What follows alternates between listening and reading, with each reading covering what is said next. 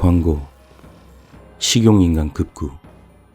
먹히고 싶은 사람을 급하게 구합니다. 치사량의 모르핀으로 안락사 후 작업을 진행하므로 안심. 아래 번호로 연락하면 지시된 장소에서 면접 후 해체 진행. 선배님. 그래. 너 현장 나가느라 고생 많았다 그래. 에휴, 그런 건 몇 번 봐도 좀 그래, 그지? 네, 근데 뭐 저도 역겨울 줄 알았는데 이 웃지 못할 기이한 살인사건은 모두 저 광고 하나에서 비롯되었다. 허터양이 그렇게 나더라고요. 피해자 이름은 이승윤, 남성 29세.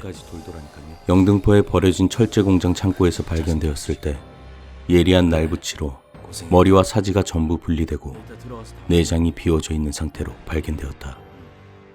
그중 왼쪽 팔과 오른쪽 다리는 소실되었으며 머리는 냄비에서 레드와인에 담긴 채 푹 삶아지고 있던 와중이었다.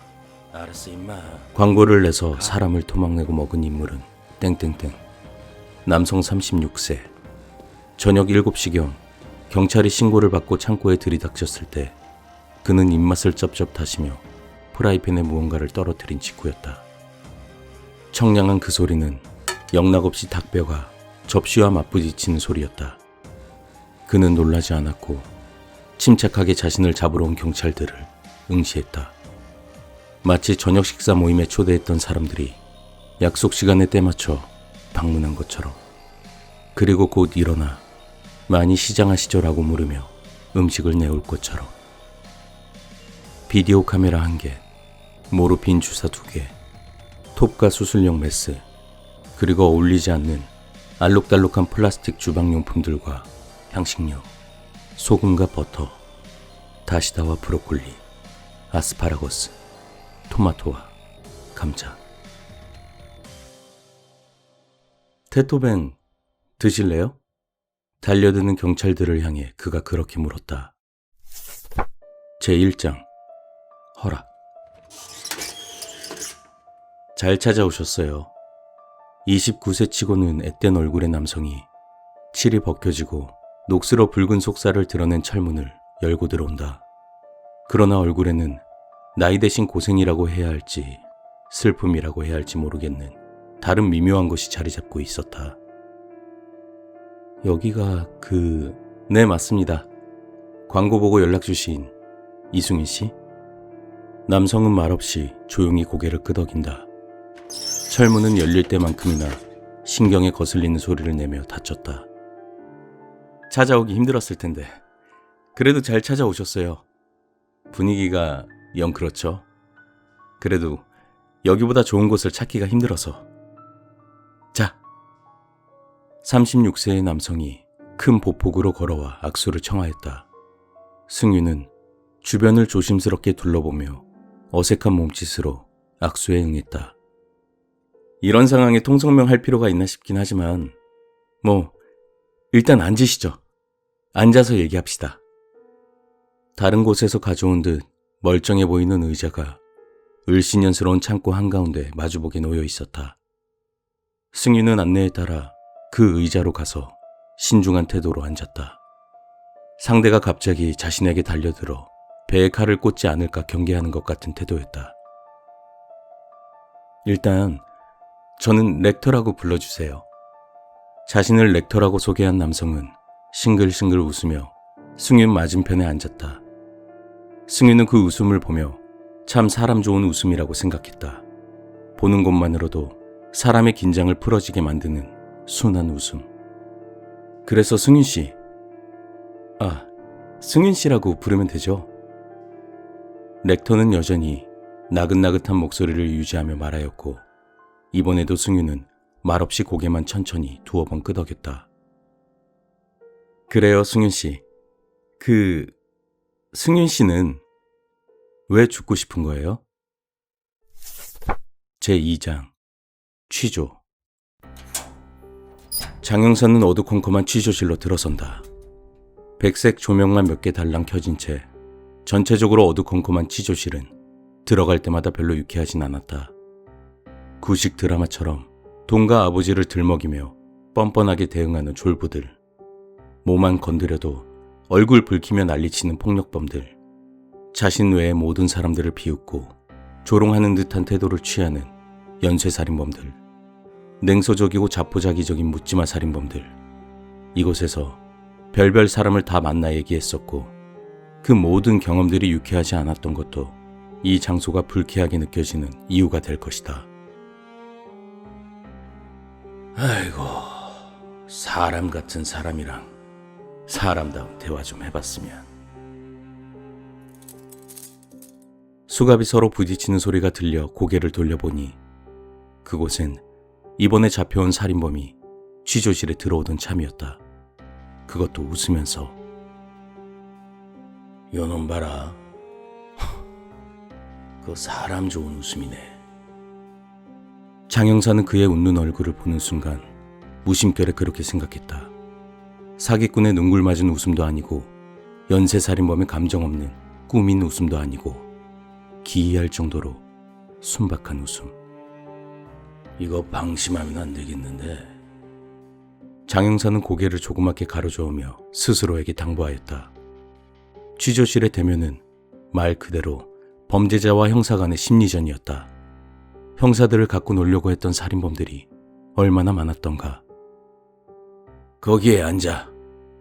장 형사가 말하자 남성은 큰 보폭으로 걸어가 의자에 예의 바르게 앉았다. 선생님에게 불려온 학생과 같은 인상이었다. 좋아요, 형사님. 뭐가 궁금하시죠? 앉자마자 그가 물었다. 질문은 이쪽에서 해. 장 형사가 단호하게 대꾸하자 남성은 입을 꾹 다물고 수갑을 찬 양손을 들어 내밀었다. 아무렴 그러셔야죠 라고 말하는 듯한 손짓이었다. 장 형사는 자리에 앉았다. 그리고 가만히 그를 응시했다. 아직 어떤 유형의 인물인지 감도 오지 않았기에 신중하게 접근해야 했다. 그런 장 형사의 침묵에 남성은 고개를 살짝 기울인 채 멀뚱멀뚱 그를 바라보기만 하고 있었다. 좋아. 여기에 적힌 건 다신 묻지 않겠어. 그건 어차피 다른 내 동료가 해줄 테니까. 물었던 걸 또 묻는 건 물론 필요한 절차다.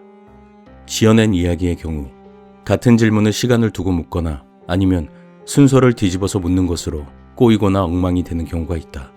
반면 사실인 이야기의 경우에는 세부 사항이 달라지더라도 전체적인 시공간적 배경의 일관성은 유지되는 법이다. 하지만 지금은 진술의 신빙성을 판별하는 게 중요한 게 아니었다. 위에서는 먼저 살인범의 심리상태 파악을 요구하고 있었던 것이다. 긴장도 풀 겸 형식적인 것부터 시작해보자고. 자, 너는 29세의 남성 이승윤을 살해한 것으로 체포되었다. 그건 알고 있지? 살해라뇨. 전 분명히 허락을 구했다고요. 남성은 살해라는 단어에 살짝 불쾌한 듯 고개를 뒤로 빼며 대꾸했다. 살해가 아니라 도축이죠. 도축. 인류 역사상 최초로 온전하게 성공한 진정한 도축.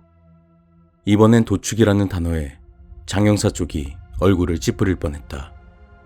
보셨잖아요. 비디오. 이럴 줄 알고 찍어둔 거예요. 못 보셨어요? 제가 숨겨놓진 않았을 테니까 분명히 봤을 텐데. 설마 경찰이 증거 은닉하고 살인죄로 몰아가려는 건 아니죠? 넌 사람을 죽였어. 그 점에선 다를 바 없어. 아니요. 의지에 반하여 목숨을 빼앗진 않았죠. 어차피 죽으려 했던 사람인데 제가 죽인다고 뭐가 달라지나요?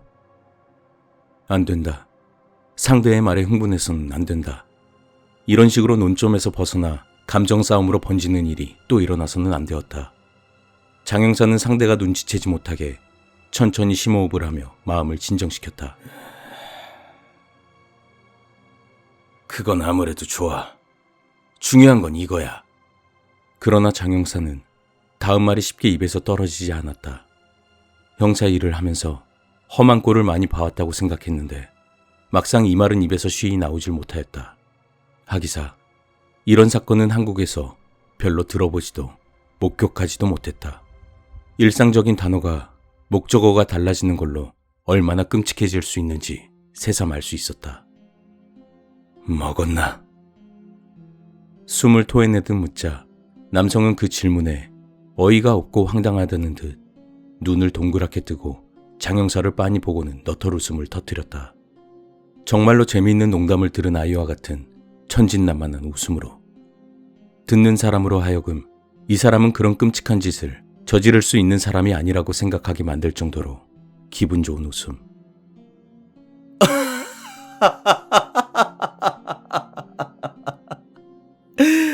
아니, 그럼 먹으려고 죽였지. 안 그러면 왜 죽여요? 짤그랑짤그랑 사람 좋은 웃음 사이에 섞여 들리는 수갑 부딪히는 소리는 장영사에게 그가 사람을 죽인 살인범이라는 걸 계속 상기시켜 주었다. 저는 제일 이해가 안 가는 사람이 사냥꾼이에요. 그들이야말로 사이코패스죠. 먹지도 않을 거 재미로 죽이는 거잖아요. 근데 미국에선 그게 합법이래요. 마찬가지로 유모시기가 있는데 그런 연쇄살인범들도 사회적 쓰레기죠. 멀쩡히 잘 사는 사람을 왜 죽여요? 재미로? 그는 질렸다는 듯 얼굴을 찡그리며 격하게 손사래를 쳤다. 아니, 그가 허락했다니까요? 죽고 싶다고 했어요. 그래서 제 광고를 보고 왔고요. 아니, 전 오히려 광고를 냈는데 경찰이 조용한 게 더 신기했어요. 지원자가 오기도 전에 체포되는 건 아닐까 싶었거든요. 근데 이렇게까지 일이 잘 풀릴 줄은. 경찰의 무능에 대한 조롱과 힐난, 살인범들의 철진한 수법이다. 도발하고 약 올리기. 안 돼. 평정심이 무너지면 안 돼. 정신 차려. 사실 그 광고는 이름도 생소한 신문 광고란의 구석에 조그맣게 실려 있었다.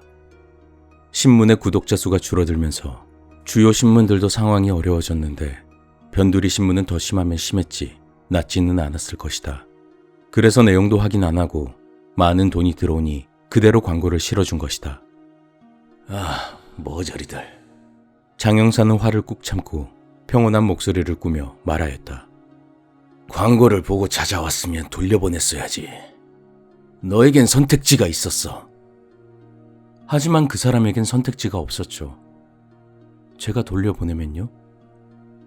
그 사람은 자살했을 것이고 어차피 그 사람은 죽었을 거예요. 그리고 경찰이 발견하고 나서 강에서 건져 올리든 방에서 매달린 밧줄을 풀든 그랬겠죠. 그렇게 혼자 쓸쓸히 죽게 놔두고 그 사람 책임으로 돌리면 만족하나요? 제가 죽여서 불쌍하고 안타까워요? 그리고 저는 배고팠다고요. 어차피 죽을 거 제가 먹으면 뭐 어때서요? 장영사는 머리가 지끈 아파왔다. 가슴 한가운데에 누군가가 묵직한 얼음덩어리를 올려놓은 것처럼 오싹하고 답답해졌다. 뭐지, 이 자식은? 사람들은 쉽게 말하죠. 세상에 죽고 싶은 사람이 어딨어. 아무리 허락을 구했다고 해도 사실은 살고 싶었을 거야. 어쩌고 저쩌고. 죽고 싶은 사람이 왜 없어요? 얼마나 많은 사람들이 스스로 목숨을 끊는데 그건 상황이 나쁘면 그건 진심이 아니에요? 골 때리네 이거. 그건 누가 정하는 건데요? 당연히 상황이 좋고 행복하면 죽고 싶지 않겠죠. 근데 아니니까 죽고 싶은 거죠. 근데 왜 그때의 마음은 가짜라고 남이 함부로 판단하는데요? 안 돼. 말려들면 안 돼. 대화의 주도권을 뺏겨서는 안 돼. 이 새끼. 조용히 해. 묻는 말에만 대답해. 질문하는 건 이쪽이라고 분명히 말했을 텐데. 영 마음에 드는 방법은 아니지만 강압적으로 강제로 가져오는 수밖에 없었다. 구식이지만 잘 먹힌다. 취조에서 인도주의적이고 민주적인 토론의 방식을 차용해서는 안 됐다.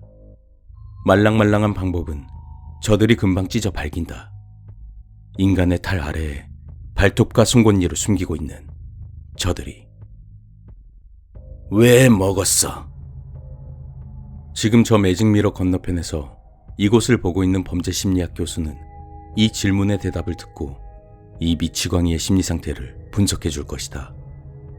이를 망쳐서는 안 된다. 괴물과 싸우기 위해선 괴물을 이해해야 한다. 배고파서라고 대답하면 넌 내 손에 아작나는 줄 알아. 장영사의 으름장에 남성은 겁먹지 않고 여전히 빙그레 웃어 보였다. 그리고 아주 흥미로운 이야기를 들으려는 사람처럼 상반신을 쭉 앞으로 빼서 장영사 코앞까지 다가갔다. 여차하면 코를 확 깨물어 씹어먹을 수 있을 만큼 가까이. 그리고는 그는 검지로 자신의 머리를 톡톡 건드리며 말했다. 목소리가 들렸거든요. 제3장 이유. 그래서 죽고 싶은 거예요? 이야기를 끝마친 승윤은 피곤해 보이는 얼굴로 다시 고개를 조용히 끄덕였다. 그리고는 잠시 어색한 침묵이 흐른 뒤에 렉터를 바라보며 물었다. 저도 하나만 여쭤봐도 될까요? 네, 편하게 물어보세요. 여러 개 물어봐도 돼요. 뭐든지 다 대답해 드릴게요. 그리고 얘기하다가 마음 변하면 언제든 돌아가셔도 되고요. 전 먹히기 싫은 사람 먹을 생각 없거든요. 승윤은 미심쩍은 표정으로 렉터를 바라보았다. 초면에 이름을 숨기는 사람을 믿는다는 건 애초에 어려운 일이었다. 하지만 그 말에 승윤은 고개를 절레절레 흔들었다. 마음 변할 일 같은 건 없어요. 게다가 그는 말끝을 흐리고는 씁쓸한 미소를 보였다. 매미가 빠져나간 허물과 같은 미소였다. 그래서 뭘 물어보시려고 했죠? 렉터가 재촉하자 승윤이 고개를 돌려 왼쪽에 있는 비디오 카메라를 바라보며 물었다. 저 카메라는... 저건 증거예요, 증거. 승윤 씨가 허락했다는 증거. 나중에 경찰들이 쳐들어왔을 때 제가 아무리 승윤 씨가 허락했다고 고래고래 소리 질러도 안 믿어줄 테니까요. 그들은 죽은 자는 말이 없지만 시체는 말을 한다고 떠들어대지만 다 헛소리입니다. 승윤 씨를 죽인 가해자는 세상이 아니라 저 하나로 국한되고 승윤 씨의 선택이 아니라 운 나빠서 죽은 것으로 포장될 게 뻔해요. 그래서 녹화해 두는 거예요. 저를 보호하기 위함이기도 하지만 승윤 씨의 선택을 세상 사람들이 존중하도록 하기 위해서. 승윤 씨 먹을 땐 촬영 안 해요. 전 그런 악취미 없어요. 이 면접 끝나자마자 끌 거예요. 그 대답에 승윤은 무감각하게 고개를 끄덕였다. 그럼 하나만 더요. 네, 뭐죠? 왜 사람을 먹으려고 하는 거예요? 그 말에 렉터는 싱긋 웃으며 말했다. 그 질문 왜 안 나오나 했네요. 그리고 렉터는 자세를 고쳐 앉아 의자를 당겨 승윤에게 성큼 다가갔다. 듣고 싶어요? 승윤은 몸을 뒤로 빼며 고개를 끄덕였다. 렉터가 달려들어 자신의 팔이라도 뜯어먹을 거라고 생각한 건지 짐짓 놀란 표정이었다. 죄책감 없이 고기를 먹고 싶어서요. 네? 언뜻 이해가 잘 안 되는 대답에 승윤은 자신도 모르게 미간을 찌푸리며 반문했다. 렉터는 그런 반응을 예상했다는 듯이 눈앞에서 손을 휘휘 내저으며 말을 이었다. 전 정말 고기를 좋아하거든요. 고기 맛있잖아요. 안 그래요? 그런데 맛과는 별개로 고기를 먹을 때마다 이 마음이 편치는 않더라고요. 그 빌어먹을 다큐멘터리에서 나오는 비위생적인 사육장, 공장식 도축, 억지로 먹이고 짝짓기 시키는 학대!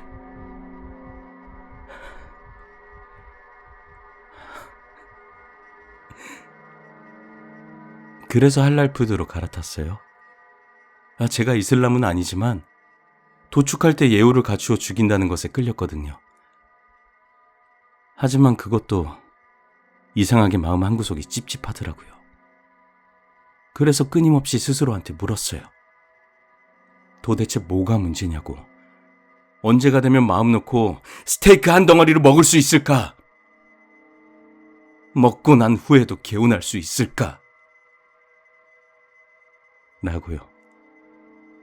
렉터는 거기까지 말하고 나서 목이 마른 듯 창고 구석에 설치된 미니 냉장고 쪽으로 걸어가 생수를 하나 꺼내 개걸스럽게 마셔댔다. 그래서요? 답은 찾아냈나요? 승윤의 물음에 렉터는 물을 입에 머금은 채 고개를 격하게 흔들며 자리로 돌아와 앉았다. 그럼요, 찾았죠. 뭐죠? 뭐가 문제였죠? 그 물음에 렉터는 눈을 이리저리 굴리며 잠시 뜸을 들인 후 속삭이는 목소리로 말했다. 허락이요. 허락? 허락이 문제였던 거예요. 아무리 예우를 갖추고 의식을 치른 후에 도축한다고 해도 그 소나 양은 죽기 싫었을 거예요. 닭, 토끼, 돼지도 있지만 무슨 말인지 알죠? 어떤 동물도 인간에게 먹히고 싶다고 장담할 수가 없는 거예요. 아주 일방적인 관계였던 거죠. 그래 소야. 우리는 네가 너무 맛있어서 너를 죽이고 먹을 거야. 우리를 위해 희생해 주다니 정말 고맙구나. 이런 말 안 하는 것보다는 낫겠죠. 안 듣는 것보다는 나을지도 몰라요. 하지만 문제는 소는 우리 말을 못 알아듣고 우리는 소가 동의하는지 아닌지 알아낼 방법이 없다는 거죠. 그냥 우리가 죽이고 일방적으로 고맙다고 표시하는 건데 소는 못 알아들으니까 인간의 자기 만족에 불과한 거예요. 우리는 감사 인사를 했으니까 됐어.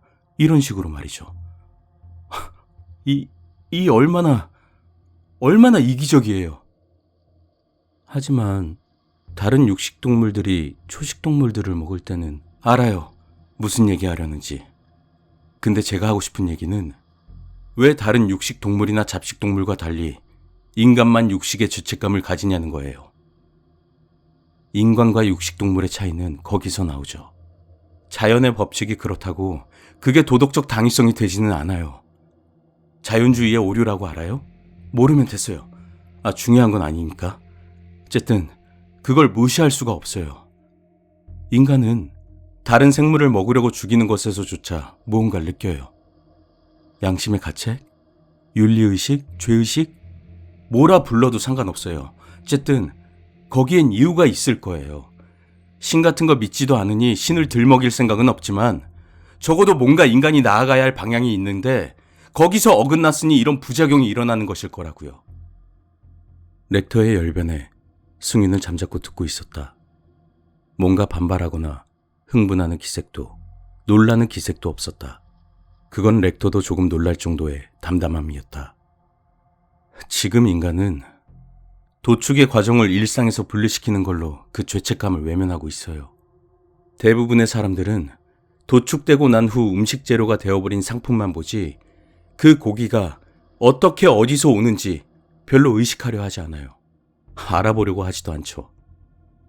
채식주의? 나쁘지 않죠. 평화적인 운동으로서는 좋게 보고 있어요. 하지만 저는 다른 방향을 제시하고 싶은 겁니다. 인간은 합리적인 동물이에요.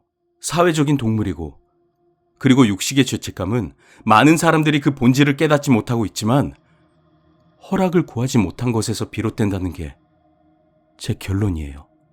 그래서 사람을 고른 거군요. 승윤이 대신 말을 끝마쳤다. 렉터는 물을 마시며 고개를 끄덕였다. 말도 알아듣고 의사 표현도 할 수 있으니까. 승윤은 그 말을 중얼거리며 자신의 신발을 바라보았다. 뭔가 생각에 골똘히 빠져있는 모습이었다. 그 모습을 지켜보며 렉터는 물통을 바닥에 내려놓고 조심스럽게 물었다. 승윤 씨, 어때요? 아직도 저에게 먹힐 생각이 있어요? 아니면 마음이... 아니요? 승윤이 고개를 들어 렉터를 똑바로 바라보며 말했다. 제 생각엔 변함이 없어요. 제4장 목소리. 목소리라고? 장 형사가 눈썹 한쪽을 올리며 신경질적으로 묻자 남성은 진정하라는 듯이 손바닥을 펴 앞으로 내밀며 말을 이었다. 알아요. 미친 소리 같겠죠. 하지만 정말이라니까요. 목소리가 들렸어요. 그게 언제냐면 밤늦게 다큐멘터리 봤을 텐데 한 달쯤 안 됐을 거예요. 갑자기 머릿속에서 목소리가 들렸다니까요. 질질 끌지 말고 뭐라고 했는지나 말해봐. 장 형사는 자신의 감정이 생각대로 조절되지 않는다는 걸 느끼고 있었다. 결국 또 이 수법이다. 심신미약 혹은 심신상실을 노리는 거짓말.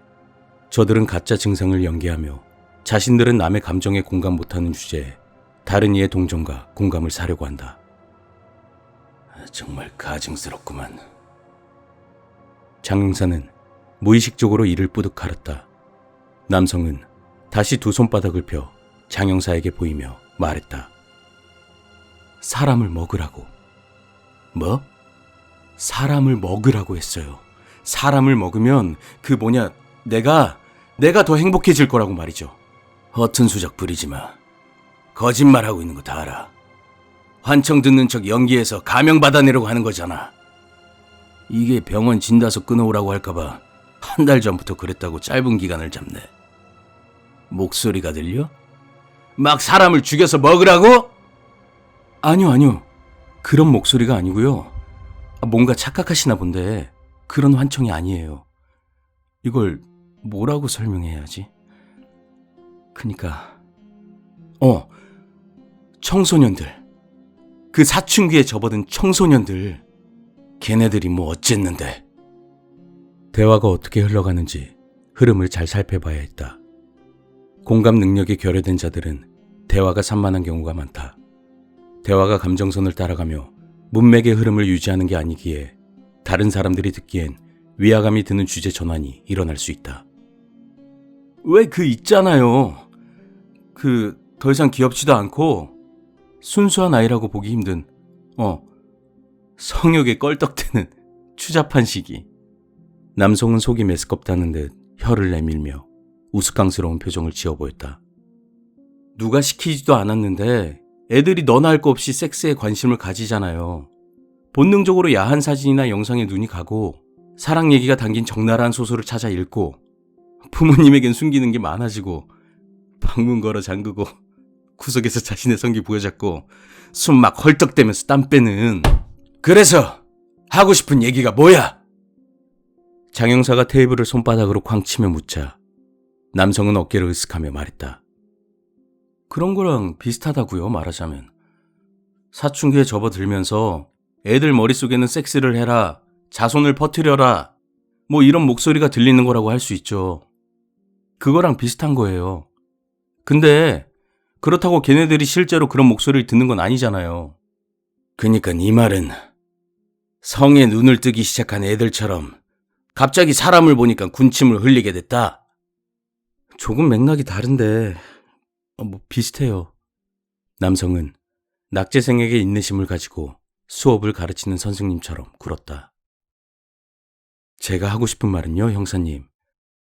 장 형사는 헛소리를 한다면 위에서 한 소리를 들을지언정 저자의 콧뼈를 부러뜨리겠다고 생각하고 있었다. 이건 본능이라는 거예요. 제5장 오프 더 레코드. 렉터는 비디오 카메라 녹화를 중지했다. 그리고 저장된 영상을 확인하며 소리가 잘 나오는지 화질은 사람을 식별할 수 있는 정도인지 꼼꼼하게 확인했다. 아, 그건 그렇고 제가 다른 걸 하나 여쭤봐도 될까요? 영상 확인을 끝마친 렉터가 침대를 끌고 오며 의자에 앉아있는 승윤에게 물었다. 승윤이 그를 보고 달려와서 침대 옮기는 걸 도우려 하자 렉터는 그만두라는 손짓을 했다. 아니에요. 가만히 계세요. 여기 위에서 죽으실 분인데 일을 시킬 순 없죠. 거기서 편히 쉬세요. 여기서요? 승윤은 조금 의외라는 표정을 지어 보였다. 저는 수술용 테이블 같은 데서 할 줄 알았는데. 마지막까지 편안해야죠. 저는 인도주의적인 도축을 지향합니다. 곧 죽을 사람이라고 함부로 대하고 싶지 않아요. 그 말에 승윤은 복잡 미묘한 표정을 지었다. 분명한 건 감동과는 거리가 먼 감정이었다는 것이다. 그래서 아까 여쭤보려던 걸 말씀드리자면요. 아, 예. 여쭤보세요. 승윤이 잠에서 방금 깬 것처럼 고개를 들며 뒷머리를 긁적였다. 그냥 죽을 수도 있었을 텐데 굳이 먹히려고 온 이유가 뭐예요? 그 말에 승윤은 대답을 망설이는 것 같았다. 오갈 곳 없어진 손은 민망하게 허공을 헤맸고 뚜껑이 헐거워진 상자 속에서 벌레가 나오려는 것처럼 승윤의 입만 옴짝달싹했다. 그런 애매한 자세를 취한 지 얼마나 지났을까. 승윤은 고개를 수그러뜨리고 기어가는 목소리로 들릴락 말락한 정도로 말했다. 하지만 렉터는 그 말을 정확하게 들었고 고개를 끄덕이며 더 이상 묻지 않았다. 푹신한 침대, 살풍경과도 같은 낯선 천장. 승윤은 그 위에 누워 이불을 덮었다. 생각했던 것보다 푹신하고 편안한 베개의 촉감에 기이한 안도감을 느꼈다. 자, 승윤 씨, 이제 눈을 감아주세요. 약물 투여하겠습니다. 승윤은 그 말대로 눈을 감았다. 완전한 암흑. 하지만 그 속에서 이상한 무늬들이 피어올랐다가 사라지기를 반복했다. 눈을 질끈 감으면 질끈 감을수록 그 문양들은 선명해졌다. 마치 꽃처럼, 핏자국처럼. 한 점에서 번져나갔다가 희미해지고는 윤곽만 남긴 채 사라진다. 이걸로 끝이구나. 승윤은 그 말을 머릿속으로 생각해봤지만 전혀 현실성이 느껴지는 문장이 아니었다. 눈을 감은 탓인지 목에서 느껴지는 감촉이 터무니없이 과장되게 느껴졌다. 정말로 끝이구나. 곧 죽을 몸에서 마지막으로 발악이라도 해보겠다는 듯이 온갖 감정이 밀려들어왔다. 감정과 감정이 만나 생각을 만들어냈다. 생각은 금세 휘발되어 더욱 복잡한 감정의 소용돌이를 만들어냈다. 그 속에 사실은 살고 싶다도 있었을까?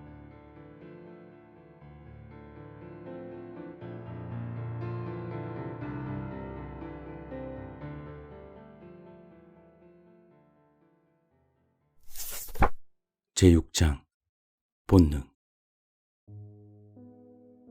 본능이라고 했나? 뭐라고 불러도 상관없어요. 본능이든 양심이든 윤리든 어쨌든 그 목소리의 주인은 그런 종류의 것이에요. 장 형사는 질끈 감았던 눈을 떴다. 주먹을 너무 세게 쥐고 있었던 탓에 손바닥에 손톱 자국이 선명했다. 남성은 여전히 장 형사 건너편에 앉아 싱글싱글 웃고 있었다. 더 이상 사람 좋은 표정이라고 생각할 수 없었다. 저건 순수한 광기의 민낯이었다. 어떤 죄의식도 죄책감도 없는 자기 성찰이 결여된 온전한 삐뚤어짐. 지금껏 만나보지 못한 유형의 대상이었다. 그리고 그것은 장 형사의 내부의 무언가를 터뜨렸다. 더 이상 이 뻔뻔한 자식의 헛소리에 놀아날 생각이 없었다. 사람을 죽여놓고 양심이랑 윤리라니. 장 형사는 자리에서 일어나 의자를 들고 취조실 문으로 다가갔다. 그리고 의자를 문에 비스듬히 세워 등받이 윗부분을 문고리 아래에 거칠게 끼워 넣었다. 이렇게 해놓으면 바깥에서 잠시 동안은 문을 열고 들어올 수는 없을 것이다. 아니나 다를까 매직미러 너머에서 장 형사의 행동을 본 사람들이 달려와 문을 두들기고 소리쳤다. 야, 장 형사 당장 문 열어. 너 당장 나와. 사고 치지 말고 당장 나와. 장 형사님 이러시면 안 됩니다. 화내지 말라니까. 흥분 좀 가라앉히시고. 문이 목줄 매단 미친 개처럼 사납게 흔들리고 지저댔지만 의자에 막혀 열리진 않았다. 성질 더러운 개의 입마개와 같은 역할을 톡톡히 하고 있었다. 난 너 같은 새끼 많이 봤어. 사람을 죽여놓고 끊임없이 자기 합리화하는 놈들. 여자들을 줄줄이 죽여놓고는 부자와 매춘부들이 경각심을 가졌으면 좋겠다는 헛소리를 하는 새끼도 있었고, 신생아들을 약물 과다 투여로 죽이고는 세상이라는 고통에서 해방시켜준 거라고 유족들 앞에서 짓거린 새끼도 있었지. 그리고 장 형사는 남성에게 달려들어 멱살을 양손으로 부여잡고 거칠게 벽으로 밀어붙였다. 등을 세게 부딪힌 탓에 남성은 컥하며 끙하는 소리를 냈다. 다시 한번 짓거려봐. 어차피 죽을 사람의 허락을 구해? 사람을 먹는 게 본능이고 양심이야? 헛소리 말고 사실을 말해. 미친 척하지 말고 사람을 죽인 진짜 이유를 말하란 말이야. 그러나 이러한 장 형사의 태도에 남성은 별 반응을 하지 않았다. 시종일관 자극에 굉장히 무감한 것처럼 행동하고 있었다. 영혼이 반쯤 나가 있는 사람처럼, 아니, 영혼을 반쯤 악마에게 판 사람처럼. 이런 위협에도 빤히 그의 얼굴을 바라볼 뿐이었다. 당신네들이 떠들어대는 정인이 양심이니 하는 거 다 개소리야. 역같은 가식이라고. 이번에 난 태어나서 처음으로 죄책감 하나 없이 고기를 먹었어. 역사상 그 누구도 해내지 못한 걸 내가 해냈다고. 네가 뭐라도 된 것처럼 우쭐대지 마. 가짜는 영웅 심리에 취하지 말란 말이야. 넌 그냥 변태같은 취향을 가진 살인범에 불과해. 문이 더욱 격하게 흔들렸다. 금방이라도 부서질 것 같은 소리가 났지만 목재가 아니라 철제이기 때문에 부서지는 일은 없을 것이다. 멱살을 잡힌 남성은 덜컹거리는 문 쪽을 힐끔 본 후 말했다. 두고 봐. 나 같은 사람들이 앞으로 더 늘어날 테니까. 사람이 귀하다고 누가 그래. 지금은 그럴지 몰라도 앞으로 더 인구가 늘어나서 잉여인간들이 쓰레기처럼 거리에 굴러다닐 정도가 되면 아무도 그렇게 생각 안 할걸? 어차피 인류가 가야 할 길이야. 점차 더 많은 사람들이 내가 들었던 것처럼 목소리를 들을 거라고. 그리고 인류는 육식의 제의식에서 해방되겠지. 장 형사가 주먹을 거칠게 후려갈겼다. 남성은 바닥에 그대로 내팽개쳐져 나뒹굴었다. 예상치 못한 고통에 정신이 나가기라도 한 것인지 자신이 맞은 뺨을 어루만지며 웃음을 터뜨렸다.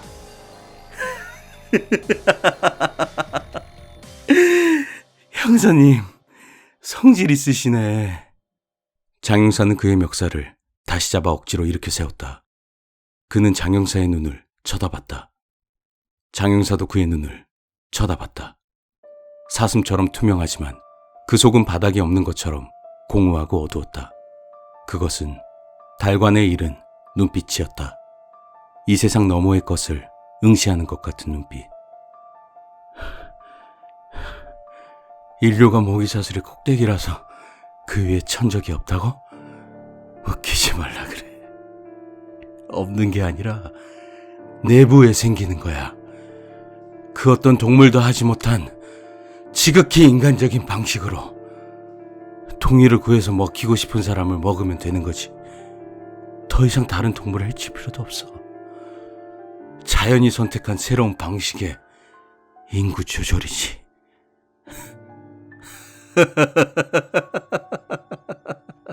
그놈의 개같은 망상!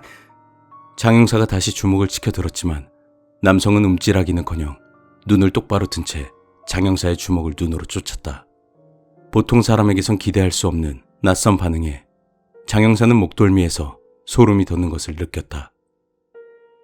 장 형사가 멈칫하자 그때를 놓치지 않고 남성은 낮은 목소리로 물었다. 이승윤, 그 사람이 먹히고 싶어한 진짜 이유가 뭔지 알아? 죽고 싶어하는 이유가 아니라 먹히고 싶어한 이유 말이야. 그건 비디오에 안 찍어놨거든. 남성이 그 말을 끝내기 무섭게 취조실 문이 쾅 하는 소리와 함께 열렸다. 다른 형사들이 거칠게 장 형사를 남성에게서 떼어내 끌고 갔다. 장 형사는 몸부림쳤지만 장정넷이 덤벼든 걸 뿌리칠 수 없었다. 그 사람도 목소리를 들었대. 사람에게 먹히라고, 음식이 되라고. 그는 먹히려고 태어난 거야. 평화로운 비식과 보식의 관계를 위해 자연이 현명하게 마련한 장치지. 두고 봐. 앞으로는 저를 먹어줄 사람을 구합니다 같은 광고도 나올 테니까.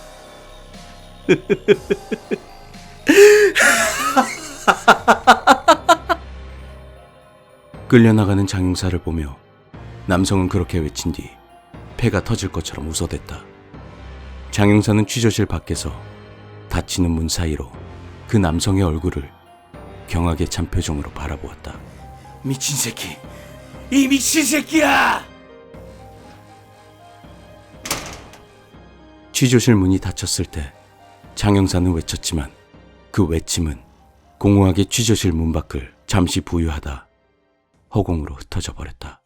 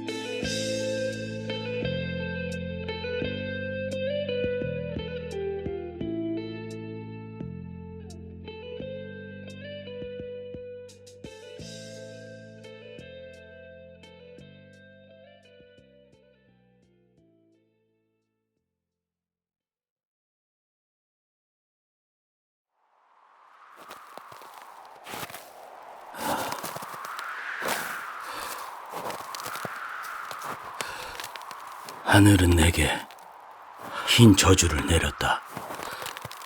앞전까지의 모든 영광은 이 순간을 향한 미끼에 불과했던 걸까?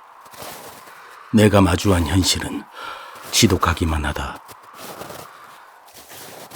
심장이 살아 뛰는 게 이토록 원망스러운 적은 없었다. 살아있음 그 자체가 곧 죽어버리고 싶은 이유가 될 줄이야.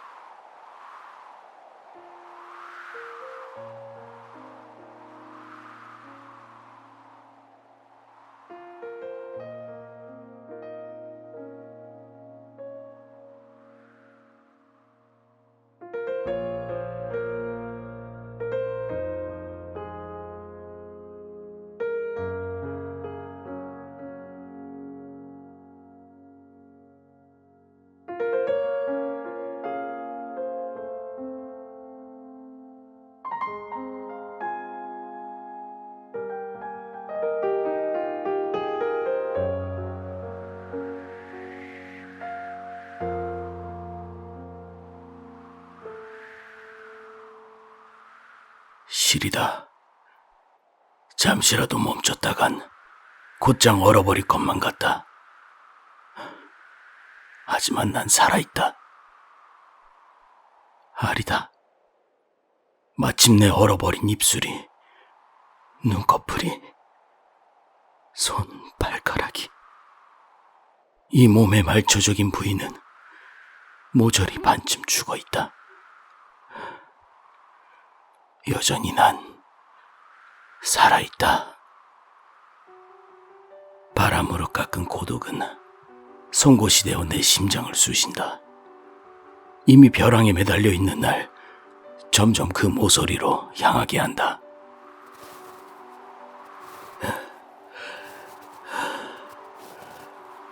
정신 차려.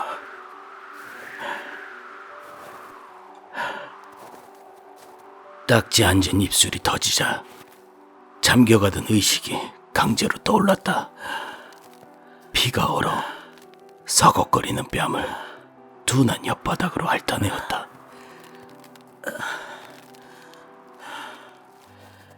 가자.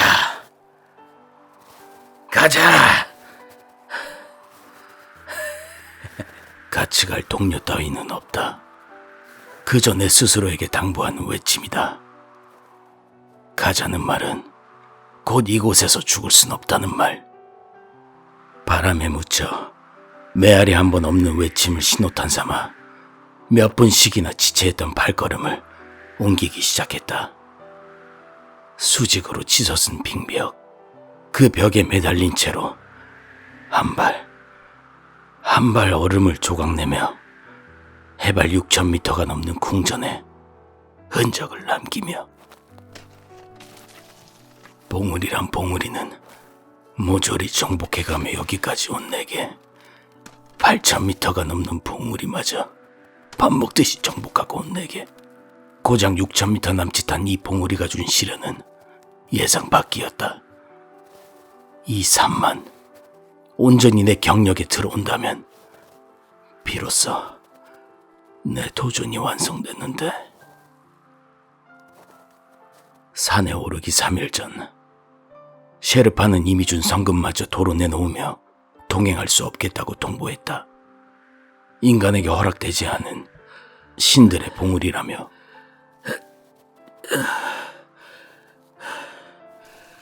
뭐가 신이야?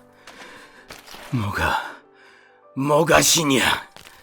그딴 게 어딨어? 신들의 봉우리, 그깟 미신 따위가 뭐가 문제야?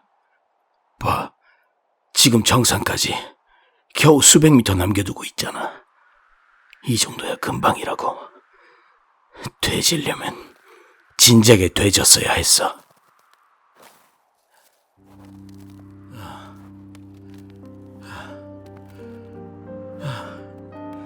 의식이 잠깐. 머리가 띵해서. 정신 차려. 정신. 가자.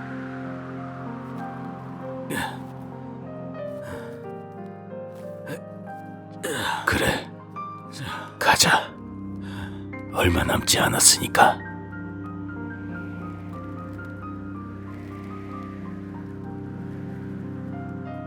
둔해졌다.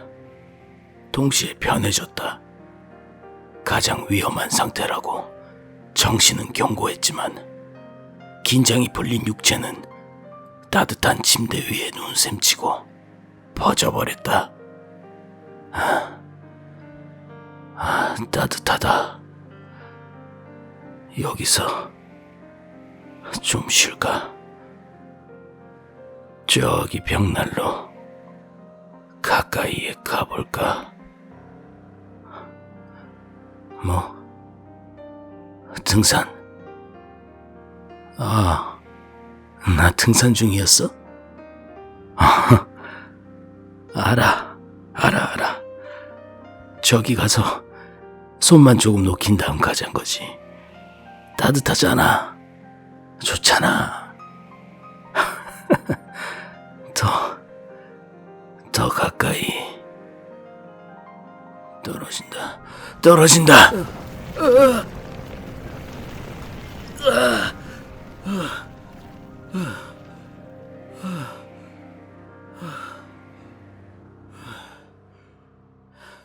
부서진 얼음 조각들이 아득히 낮은 곳으로 떨어졌다.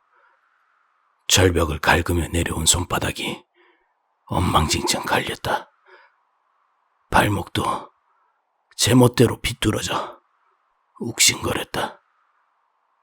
한바탕 고장이 난 채 구명줄에 목숨을 부지해가며 흔들렸다. 영하의 눈보라 속에서 거미줄 위 고치가 되어버린 가련한 벌레 한 마리. 흰 눈과 검은 바위만으로 채워진 캔버스를 한 움큼 붉은 피가 덧칠했다. 투우가 된 걸까? 그 아찔한 색감에 느껴버린 황홀감이란 살아있다는 증거. 그러니 두려워 말지어다. 한 발자국을 딛는 건 어렵지만 100발자국이나 건너왔다. 한 발자국을 딛는 건 어렵지만 1000발자국이나 건너왔다. 한 발자국을 딛는 건 어렵지만 10,000발자국이나 건너왔다. 지독한 추위와 혼자라는 고독, 희박한 산소, 으스러진 몸뚱아리, 그 먹구름을 오롯이 삼켜가며 심장이 뛰고 눈이 깜빡이든 당연한 일처럼 한 발자국, 발자국, 마침내 정상까지 100m. 어깨비를 보는 걸까? 벽난로에 따스함이 없는 걸 보면 허상은 아니겠지. 허버트 롯은 누구보다도 먼저 세상의 봉우리를 정복하려 했던 전설의 사나긴. 사람들은 당신의 행방불명을 가리켜 신이 되었다고 했는데 이런 결과였다니. 당신 여기 있었고 이토록 외로운, 또한 괴로운 모습으로 여기까지였습니까? 여기까지였어. 절망 속에 얼어붙은 표정은 그가 최후에 느꼈을 고통을 생생히 기록하고 있었다. 정상 도착 50m 전, 이곳에서 사투했을 그의 모습. 미안합니다. 지나가겠어요. 당신이 오르지 못한 이 봉우리의 정상. 제가 오르겠습니다. 언제부턴가 경사는 제법 완만해져 로슨경은 바닥에 누워 있었다. 흰 탁자 위에 받친 꽃다발처럼 산의 일부가 된 그는 지금까지 수십 년을 그렇게 존재해왔던 게다. 올라가야 해. 이제 두 사람분의 꿈을 짊어지고 있다. 어깨는 더 무거워졌고 바람은 그의 질세라 더 세차게 불었다. 경사가 줄었건만 한 발자국을 내딛기가 너무 곤란하다.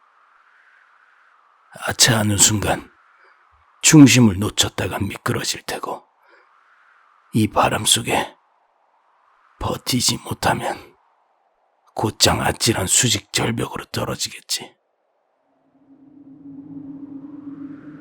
여인들의 통곡 소리가 들려온다. 아니다. 이건 그 흐느낌을 꼭 빼닮은 바람의 현악이다. 그 연주가 칼날이 되어 뺨을 뺀다.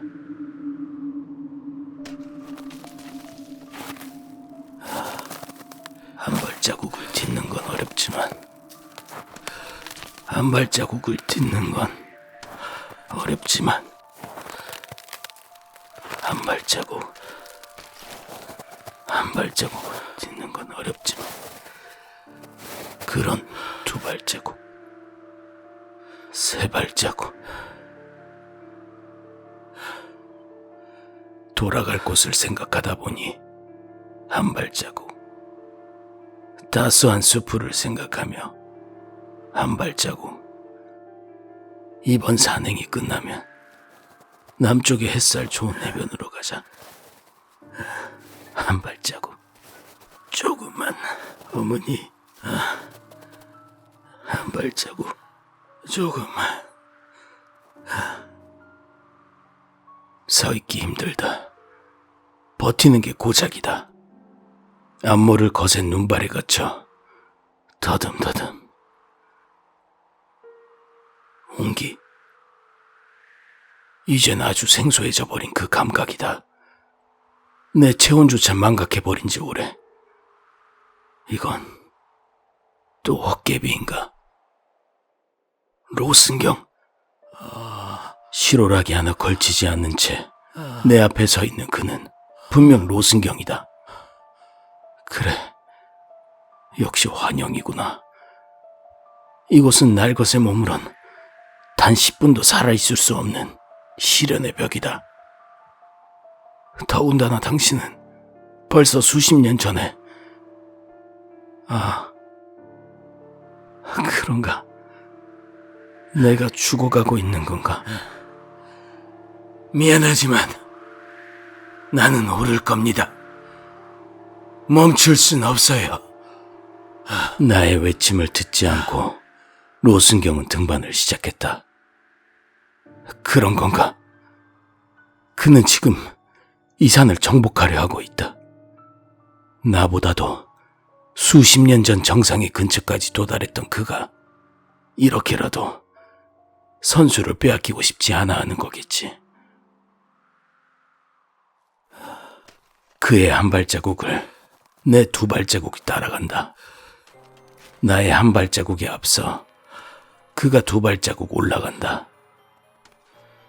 그런 그를 내가 앞지르고 그가 나를 앞서고 서로가 서로를 동극처럼 아니면 상극처럼 이끌리다 밀어내다 30m N과 S 20m 죽은 자와 산자 10m 평화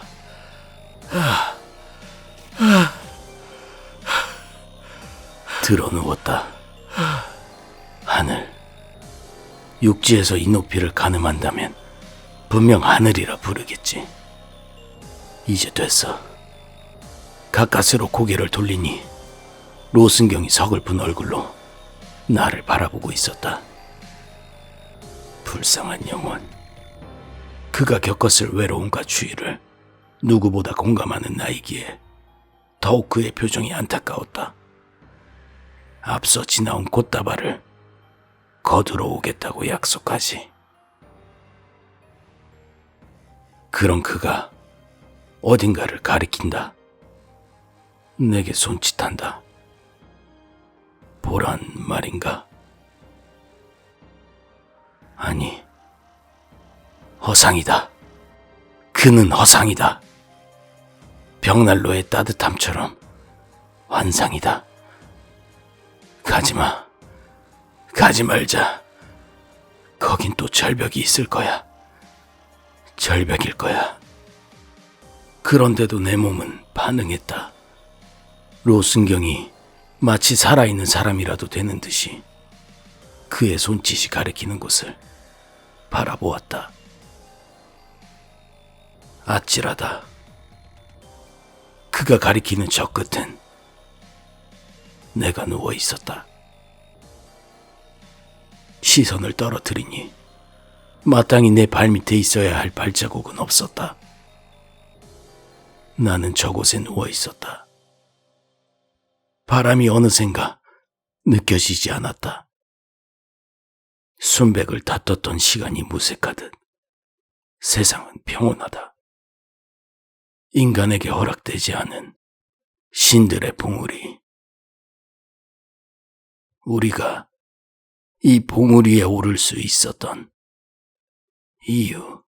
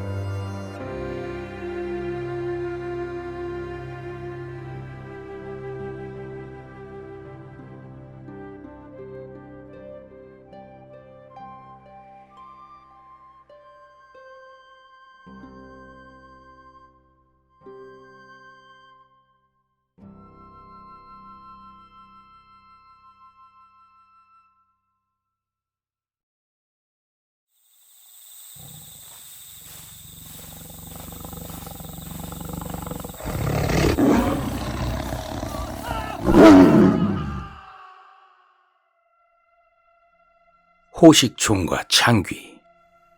조선시대 말까지만 해도 우리나라 야산에선 호랑이에게 물리거나 잡아먹히는 재난인 호환을 당하는 사람들이 많았다고 하지요. 그래서 그런지 호랑이와 꽃감이나 떡 하나 주면 안 잡아먹지 같은 호랑이를 주제로 하는 동화 이야기도 많이 전해지고 있습니다. 사람이 범에게 잡아먹히면 범에게 잡아먹힌 시신은 호식이 이루어진 바로 그 자리에서 반드시 화장을 하고 화장한 제 위에 그대로 돌들을 쌓아 봉분을 만든 뒤 꼭대기에 철옹송을 상징하는 떡시루를 뒤집어 얹어 결계를 쳐 애군을 막고 시루바닥 구멍엔 부엌칼이나 물레송곳 또는 날카로운 창을 꽂아서 봉인을 했다고 합니다. 호랑이는 식인을 한 후 반드시 머리는 그냥 남겨두었다고 하는데 잡아먹은 사람의 머리카락을 혀로 싹싹 핥아서 왼쪽 가르마로 곱게 빗어놓는다는 이야기도 전해지고 있습니다. 그래서 그렇게 남은 시신의 유해를 수습해 화장을 했던 것이죠. 결계와 봉인을 한 이유는 호랑이에게 잡아먹힌 자는 창귀 또는 혹이라고 부르는 귀신으로 환생해 산신령으로까지 섬겨지던 호랑이의 명령을 따르는 종이 된다고 믿었기 때문이라고 합니다. 이 창귀는 귀신 중에서도 아주 낮은 취급을 받는 하급 귀신 대접을 받았으며 환생한 창귀는 숙명적으로 생전에 잘 알던 가족이나 친지 그리고 친구들을 유인해서 호랑이의 먹이가 되게 하게끔 역할을 하게 되고 그렇게 새로운 희생자가 나오면 비로소 그 창귀는 호랑이의 노예에서 풀려나 자유롭게 저승으로 갈 수 있었다고 믿었다고 합니다. 그래서 창귀가 세상에 못 나오게 결계를 치고 봉인을 해서 연쇄 호환의 비극을 막고자 했던 샤머니즘적 도속신앙 주술이었던 것이죠. 그런 돌무덤을 호식총, 호랑이에게 잡아먹힌 자의 무덤이라 불렀으며 오늘날까지도 강원도에만 100여 개가 남아있다고 합니다. 조선시대의 여러 실록에도 한 해 평균 100여 건 이상의 호환 사건들이 기록되어 있다고 합니다. 주로 탐관오리의 횡포나 일제의 수탈을 피해 산속으로 숨어든 화전민들이 호랑이에게 많이들 당했다고 하지요. 아주 오래전 이야기로 들리시겠지만 불과 100년 전엔 흔하게 벌어졌던 일이며 우리 땅에 호랑이가 없어진 건 일제시대 때 일본 사냥꾼들이 들어와 화승총보다 개량된 서양식 총으로 호랑이를 무차별 사냥하면서부터라고 합니다. 인터넷상에 돌아다니는 음짤 중에서도 인도 호랑이가 코끼리를 탄 인도 사람을 뛰어올라 덮치는 영상을 보신 분이 있는지 모르겠지만 한반도에 살던 시베리아 호랑이는 인도 호랑이보다 2배는 더 덩치가 컸다고 합니다. 지금은 호랑이가 없어져 멧돼지나 담비 같은 짐승들이 산속에서 왕노릇을 하고 있는 게 문제긴 하지만 그래도 호랑이가 없는 요즘 시절에 태어난 게 복이라는 생각이 드는 이야기입니다.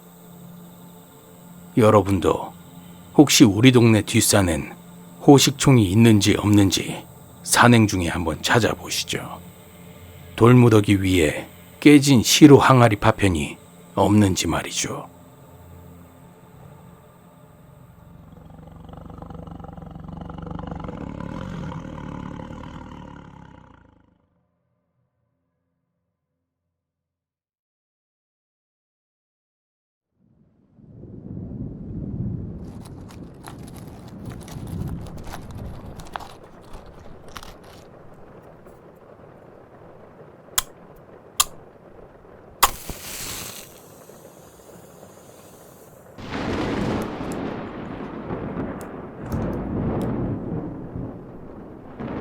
너희들 모선이라고 들어봤어? 그것이 내가 시작한 무서운 이야기의 첫 운이었다. 천둥이 치는 여름밤, 자취방에 모인 이들의 놀거리로는 무서운 이야기가 제격이다. 귀신 이야기를 하면 귀신이 온다 라는 말은 20대 청춘이 듣기에는 너무 구식이었다. 촛불까지 준비한 괴담 낭독회는 생각보다 무섭지 않았다. 분위기를 살릴 마지막 기회는 세 사람의 이목과 함께 나에게 돌아왔다. 그런 건 처음 들어보는데. 맞아. 내가 무서운 이야기는 꽤 좋아하는데 모서리는 처음 들어. 다들 마땅치 않은 표정으로 고개를 저었다. 그럴만도 해. 나도 10살 때 처음 겪은 일이거든. 이거 괜히 지어낸 얘기 아니야? 초치지 말고 있어봐. 아 진짜 무섭다니까? 어? 내 경험담이야. 들어봐. 나는 내 앞에 있던 물이 든 종이컵을 비웠다. 길다면 긴 이야기니까. 빈 컵은 수연이가 가져와서 쓰레기통에 버렸다. 그러니까 내가 10살 때 여름이었어. 난 방학 중인데도 이른 아침부터 일어나 세수를 했다. 해 뜰 무렵부터 매미가 우러제낀 이유도 있었지만 다른 이유가 있었다. 사슴벌레가 아침에 잘 잡힌다는 소문을 들은 것이었다. 사정을 모르는 엄마는 내가 꽤 기특했는지 계란 후라이까지 부쳐주었다. 하지만 내가 책이 아니라 잠자리채를 잡자 엄마는 꽤 근심 가득한 표정을 지었다. 자전거를 타고 아침부터 놀러가는 내가 못마땅했나 보다. 아, 좀 지루한데 이거 무서운 얘기 맞아? 다른 이야기 없어? 그때 수연이가 중간에 끼어들었다. 맞으니까 가만히 있어봐. 원래 공포영화도 20분은 다른 얘기만 하잖아. 그럼 계속 들어봐. 나는 단박에 수연이의 말을 자르고 이야기를 계속했다. 외진 길이긴 했는데 차는 안 보이더라고. 안개밖에 없었어. 인근의 저수지에서 피어오른 안개는 무진처럼 사방을 뒤덮었다. 핸들에 달린 중국제 라이트는 고작 내 앞길을 밝히는 게 전부였다. 안개에 서린 습기들이 빠르게 내 몸에 달라붙었다. 살갗이 닭처럼 돋아났다. 동네 뒷산이 가까워질수록 오히려 안개가 짙어지는 것만 같았다. 힘겹게 산기슭에 도착해서 자전거를 메어 놓았다. 등 뒤로는 논밭을 뒤덮고 있는 안개의 파도가 보였다. 그뿐이었다. 사슴벌레는 한 마리도 보이지 않았다. 오히려 안개는 짙어져 갔고 나는 그때쯤 깨달았다. 매미 울음소리조차 들리지 않는다는 사실을. 등줄기에서는 식은땀이 흘렀다. 이른 아침부터 우러제낀 매미가 왜 울지 않는 것일까? 무언가 잘못됐다.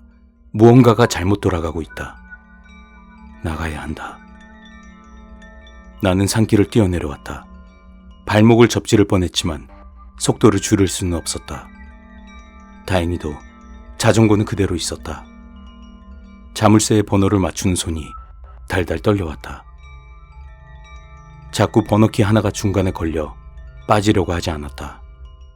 미치는 줄 알았다. 살면서 자전거로 그런 속도를 낸 적은 처음이었다. 한치 앞이 안 보이는 안개 속에서도 속도를 줄일 수 없었다. 안개 속에서 차가 튀어나왔다면 분명 큰 사고가 날 것이다.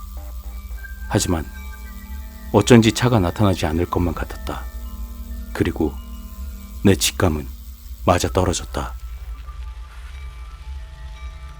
한참을 안개 속에서 헤매었다. 허벅지는 저리고 입은 타들어갔다. 습기가 가득한 안개 속에서 땀은 식지도 못하고 펑펑 쏟아져 나왔다. 그때 저 멀리에서 팔각정이 보였다. 논밭 옆의 흔한 시설을 난 1시간이 지나서야 본 것이다. 더 달릴 재간도 없었다. 숨이라도 돌릴 생각으로 팔각정에 멈추어 섰다. 계단을 타고 올라간 2층에는 다른 사람이 있었다. 그는 옛날 한복을 걸쳐 입고 막걸리를 기울이며 나에게 말을 건네왔다. 학생은 이런 곳에 처음 오는가?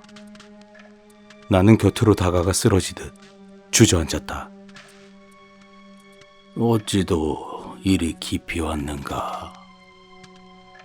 누구세요? 나는 그 사람이 모든 걸 알고 있다는 생각이 들었다.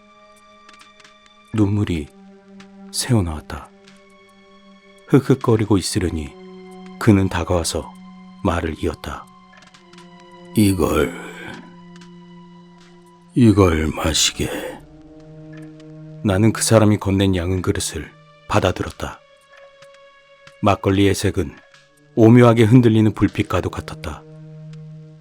그 양은 그릇에 입을 대자 냉장고에서 각 꺼낸 것 같은 차가움이 입술에 맴돌았다. 바깥에 있던 그릇 같지가 않았다. 나는 왠지 모를 위화감에 다시 입술을 떼고 물었다.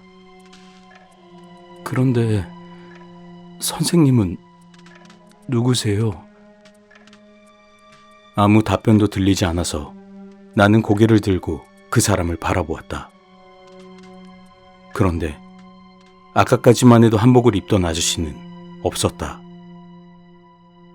흰자도 없이 검게 타버린 두 눈으로 나를 바라보며 입꼬리가 귀에 닿을 듯 웃고 있는 귀신이 있다. 나는 깜짝 놀라서 들고 있던 양은 그릇을 놓쳐버렸다. 그 귀신은 여자도 남자도 아닌 목소리로 말하고 있다. 입에서는 서리가 계속 흘러나온다. 마셔. 마셔. 마셔. 그 두 눈이 나를 바라보고 있다.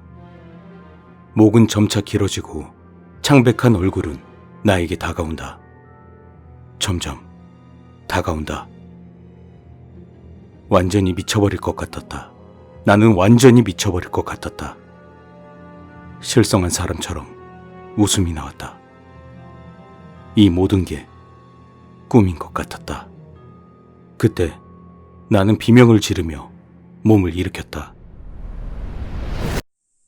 여전히 팔각정이었다. 하지만 아까와는 달랐다. 해는 중천에 올라 안개는 사라졌고 저 멀리에서는 차가 지나가는 소리가 들렸다. 그제야 내가 알던 세상에 돌아왔다는 생각이 들었다. 나는 뒤도 안 돌아보고 집으로 돌아왔다.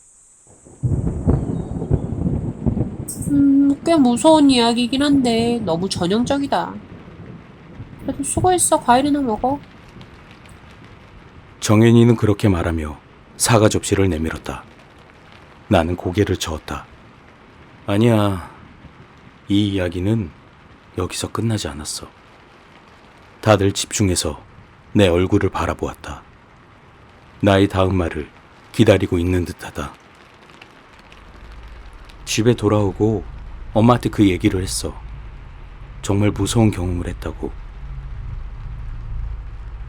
엄마는 내 얘기를 들으면서 점점 얼굴이 굳어졌어. 그리고는 오늘 밤은 다른 곳에서 자야 한다며 템플 스테이를 하러 가자 그랬어. 전혀 농담 같지가 않았어.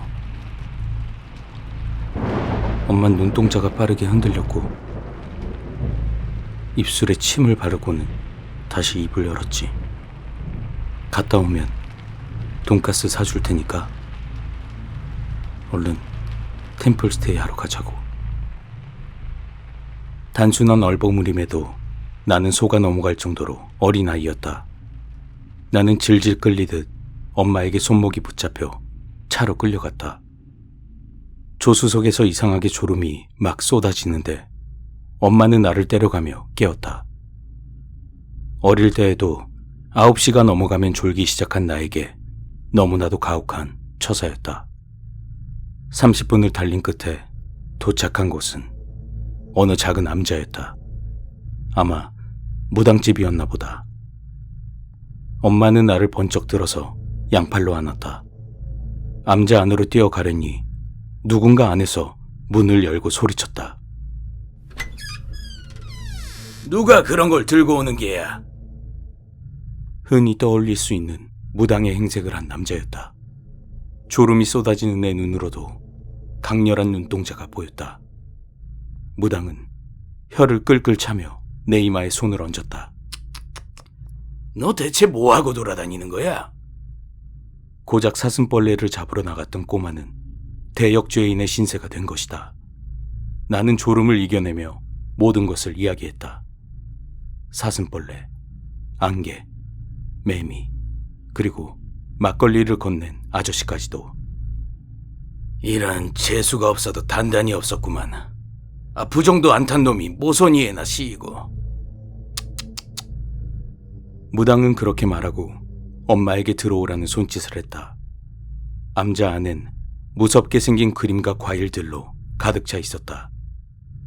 난 그곳에서 알 수 없는 기분을 받았다. 방울의 울음소리가 들리는 듯했고 깃빠른 바람이 불지 않아도 흔들리는 것 같았다. 조금만 기다려봐. 곧 부적을 쓸 테니까. 그때까진 네가 아들이 졸지 않도록 해야 한다.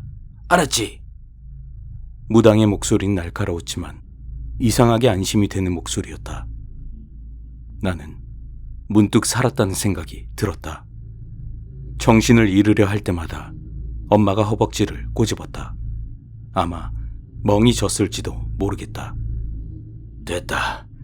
잘 써졌네. 자, 이제 이걸 입에 물거라. 무당은 부적을 잘 뭉쳐서 내 입에 넣었다. 씁쓸한 맛이 느껴졌다. 이제 너는 잠이 들 거다. 그럼 꿈속에서 아까 그 귀신을 보게 될 거야. 물밀듯 밀려오는 잠이 순간 사그라들었다. 그 얼굴이 기억났기 때문이었다. 하지만 속절없이 뒤이어오는 졸음에 상황은 크게 바뀌지 않았다. 절대 모선이가 주는 음식을 먹어서도 마셔서도 안 된다. 온갖 방법으로 널 속이려 할 게야. 점점 무당의 목소리가 흐릿해진다. 도저히 졸려서 참을 수가 없다. 부적이 있는 동안에는 먹지도 마시지도 못하겠지만 침에 부적이 녹고 나면 너 홀로 싸워야 한다. 무당의 얼굴조차 똑바로 보이지 않는다. 엄마는 내 허벅지를 꼬집었지만 아프지도 않았다. 그 전에 꿈에서 깨야 한다. 그 마지막 한마디를 듣고 난 잠이 들었다. 마지막엔 흥미진진했네. 성윤이는 닭살이라도 난 듯 팔뚝을 문질렀다. 다들 비슷한 반응을 보였다. 야, 이만하면 무서운 이야기 네가 1등 받겠다? 정윤이는 익숙하지도 않은 너스레를 떨었다. 난 당연하다는 듯 대답했다. 야, 당연하지. 이거 어디 인터넷에서 본 거랑 내가 직접 겪은 실화랑 같냐? 같아? 한참을 이야기하고 나니 목이 타들어가는 것 같았다. 주변을 둘러보니 성윤이 허벅지 옆에 물병이 있었다. 성윤아, 거기 물병 좀 주라.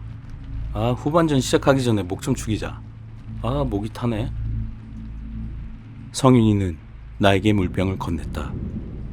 물병이라고 해봐야 1.5리터짜리 페트병이었다. 이미 각자 무서운 이야기를 풀어놓는 동안에 몇 모금씩 마신 건지 얼마 남지도 않았었다. 내 컵은 아까 수연이가 버렸기 때문에 난 통을 들고 마실 생각으로 병뚜껑을 열며 말했다.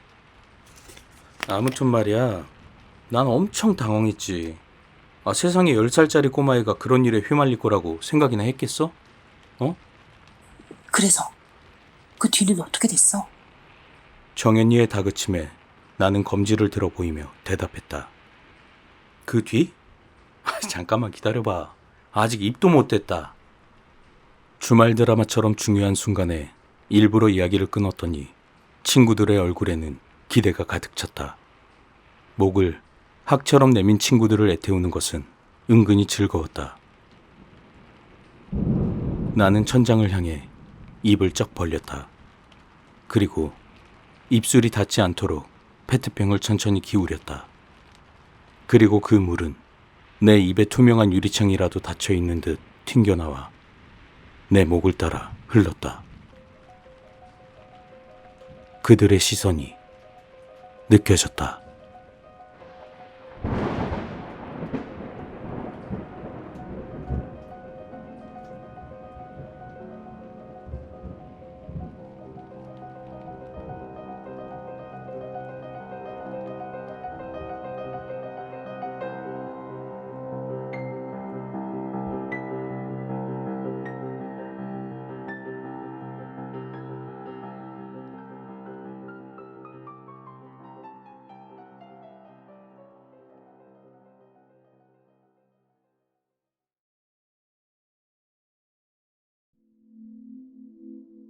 여기 사람 죽은 데 맞죠?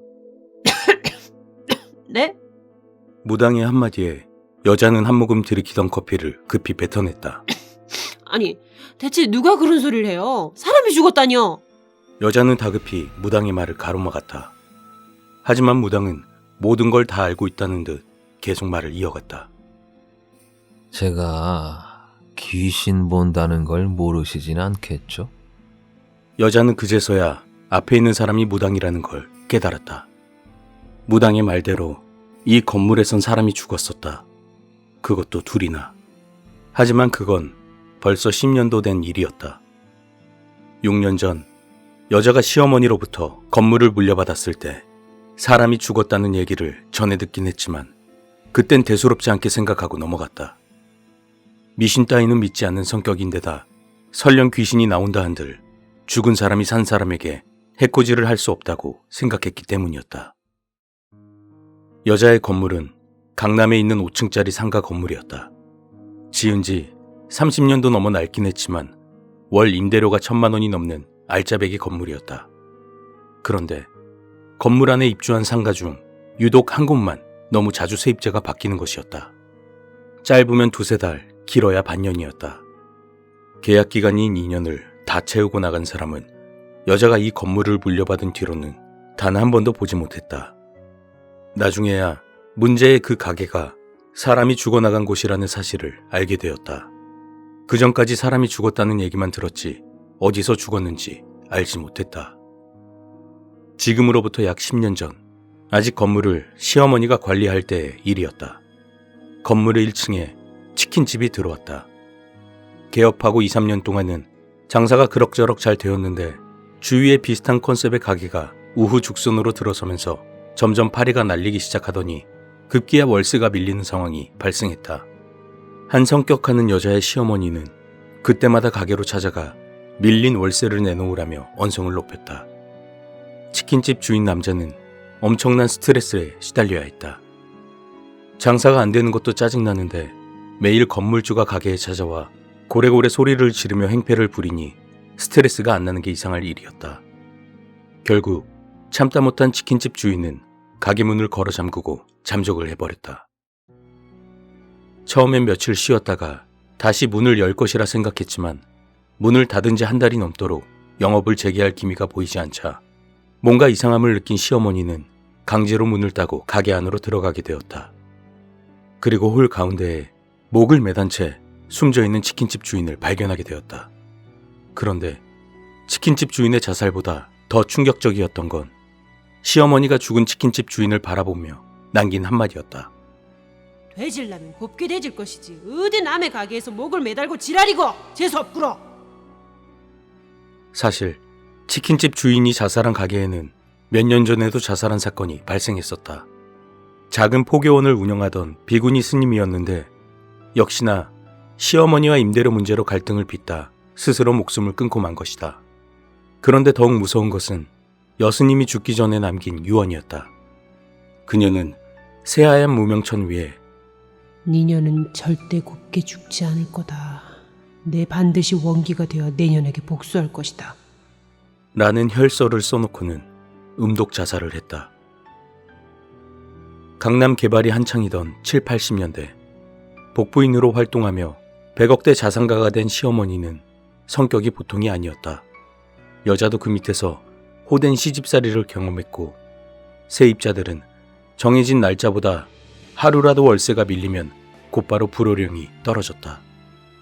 이런 드센 성격 탓에 세입자와의 갈등이 끊임없이 벌어졌고 결국 2명이 목숨을 끊는 비극적인 결말을 맞게 되었다.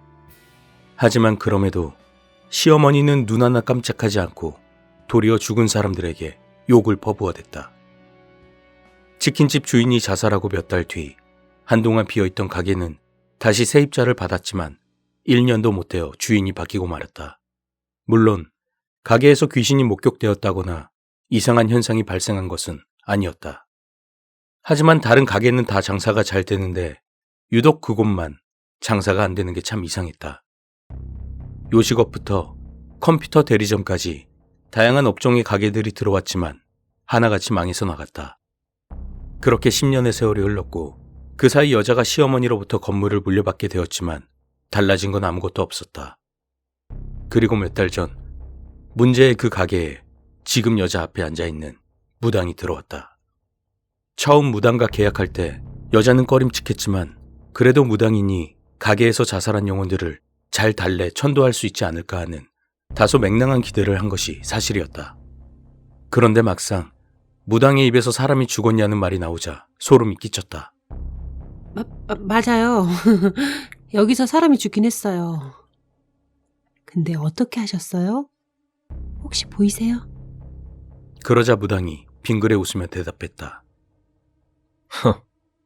귀신 못 보는 무당이라면 아예 무당일 하지 말아야죠. 근데요, 요즘은 귀찮아 죽겠어요. 네? 그건 또 무슨 얘기세요? 밤마다 여기서 죽은 귀신 둘이 찾아와서는 너 우리가 보이지? 우리가 떼돈 벌게 해줄 테니까 우리랑 같이 일할래? 라면서 절 꼬시는데 이게 어디 하루 이틀이어야죠. 아무리 무당이라지만 매일 저러니까 지치겠네요. 그러면서 그 무당은 아무래도 가게를 빼야 할 것 같다며 넌지시 말했다. 아니, 명색이 무당이 겨우 귀신 때문에 방을 뺀다는 게 말이 됩니까? 여자는 혹시라도 이 무당이 귀신이 무서워 발을 빼는 게 아닌가 하는 생각을 했다. 저도 처음엔 잘 달래서 천도를 해볼까도 생각했는데 이게 워낙 원한이 깊은 영들이라 쉽지 않겠더라고요. 뭐 물론 맘먹고 하면 못할 것도 없지만요. 그럼 천도를 해주세요. 주변 상인분들께 큰 피해가 갈 텐데요. 그 말에 여자는 멈칫할 수밖에 없었다. 만약 무당의 말대로 천도제다 모다해서 구판을 거하게 벌인다면 귀신 나오는 건물이라 온 동네에 광고하는 꼴일 테고 같은 건물에 입주한 다른 세입자들은 물론 근처 건물 상인들까지도 피해를 입게 될 것이다. 만약 그 소식이 시어머니 귀에 들어가는 날에는 여자에게 불벼락이 떨어질 게 뻔했다. 생각이 거기까지 미치자 여자는 다시 무당에게 물었다. 그럼 어떻게 하면 되죠? 여자의 질문에 무당이 의미심장한 미소를 지으며 대답했다. 다행히 영가들은 아주머니나 바깥 양반께는 원한이 없어요. 만약 저들이 막무가내로 아무한테나 원한을 풀려 했다면 그동안 이곳을 거쳐간 수많은 세입자들 그리고 이 건물에서 장사하시는 다른 분들께도 피해가 갔었겠죠. 근데 제가 듣기론 전에 여러 가게가 망해서 나가긴 했어도 딱히 귀신을 봤다거나 이상한 일을 겪은 사람은 없었다더군요. 그건 맞아요. 귀신이 나왔으면 진즉에 다른 가게들도 다 떠났겠죠. 저들의 목표는 단 하나. 자기들을 죽게 만든 사람의 목숨입니다. 네? 외람된 말씀이지만 아주머니의 시어머님 말이죠. 스님 영가가 제게 그러더군요. 우린 딴 사람은 관심 없어. 그냥 그 늙은 년 목숨만 가져가면 그만이야. 라고요. 그 말을 들은 여자는 온몸에 소름이 쫙 끼쳤다. 평소 건강하시던 어머니가 몇 년 전부터 정신이 오락가락하더니 얼마 전 정기검진에서 치매 판정을 받았기 때문이었다. 건강하던 몸도 몇 년 사이에 급격히 쇠약해졌다. 만약 이것이 원기의 복수라면 생각할수록 무서운 일이 아닐 수 없었다. 그렇다면은 굳이 나가시려는 이유도 짐작하신 대로입니다. 그들은 무당인 제 능력을 이용해서 시어머님께 복수를 하려고 하는 거예요. 그래서 장사가 잘 되게 해주는 대가로 제가 시어머님을 저주하게끔 유도한 것이죠. 실제로 여기 들어오고 몇 달 동안은 그전보다 손님도 많아지고 매출도 눈에 띄게 늘었어요. 근데 말이죠. 아무리 생각해봐도 돈 때문에 사람 목숨 갖고 장난치는 짓은 내가 도저히 할 수가 없더군요. 멍하니 허공을 응시하던 여자에게 무당이 한마디 덧붙였다. 그렇다고 너무 걱정하지 마세요. 어차피 시어머님은 머지않아 돌아가실 거고 그럼 모든 게 다 끝날 테니까요. 그 말을 끝으로 무당은 돌아갔다. 무당의 말대로 몇 달 뒤 시어머님은 돌아가셨다. 그리고 이후로는 문제의 그 가게도 다른 가게들과 마찬가지로 장사가 잘 되었다고 한다.